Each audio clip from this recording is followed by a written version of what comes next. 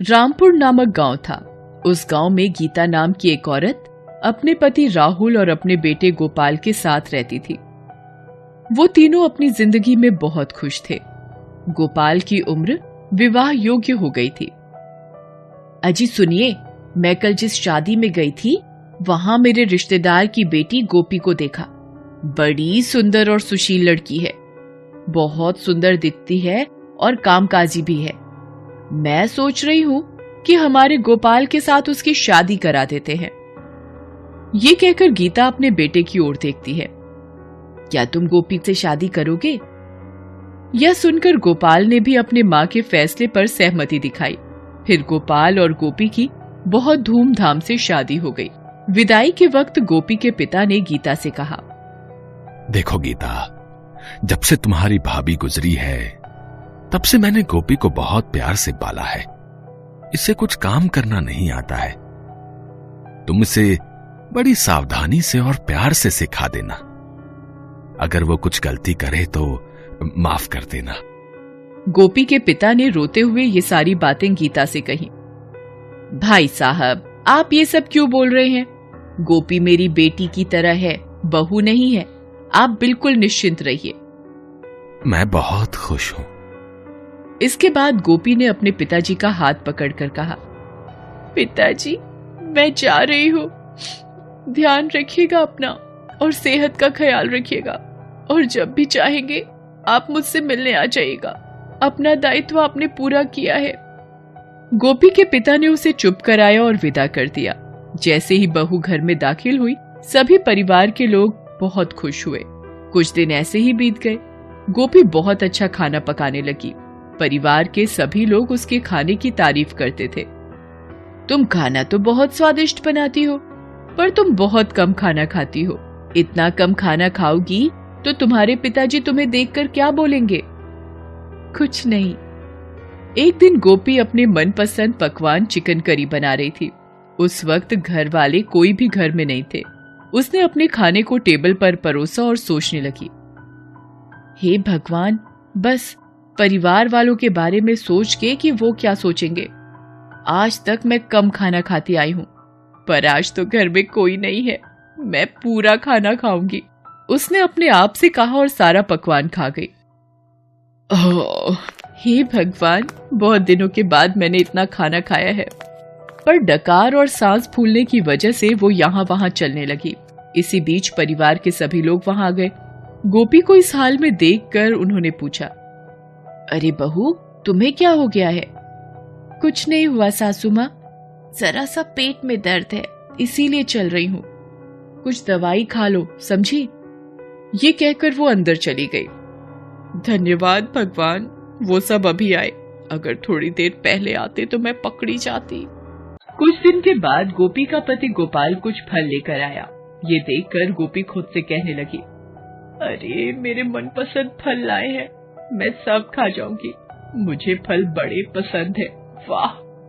गोपी को नींद आ रही थी, फिर भी वो आज जगी रही और वो किचन में जाकर सारे फल खाने लगी और सारे फल उसने खाकर खत्म कर दिए।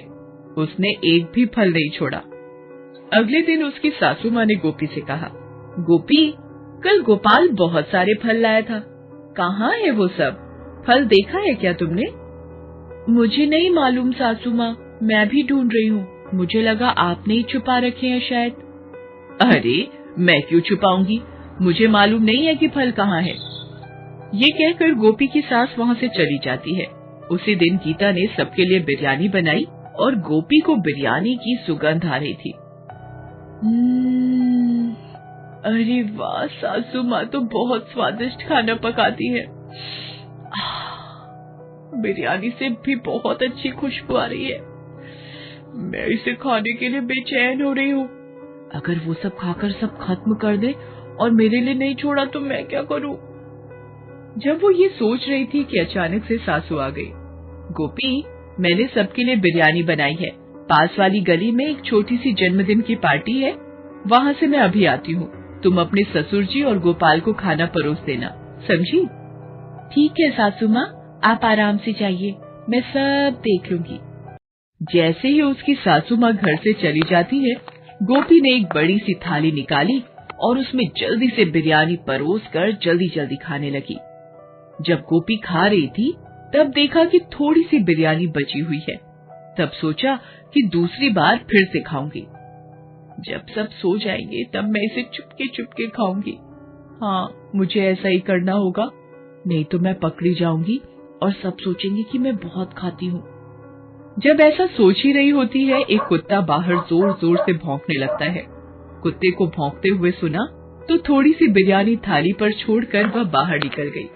कुत्ते को उसने बची हुई बिरयानी दी और जब कुत्ता बिरयानी खा रहा था तब गोपी ने पानी का घड़ा लिया और दरवाजा बंद करके वहां से चली गई।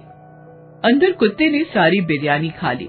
कुत्ते को बाहर निकलने का कोई रास्ता नहीं मिला तो घर के अंदर ही उसने सारा सामान बर्तन इधर उधर कर दिए और कुछ बर्तन तो टूट भी गए। दूसरी तरफ गोपी घर के बाहर एक तरफ छिपकर खड़ी थी और अपनी सास के आने का इंतजार कर रही थी।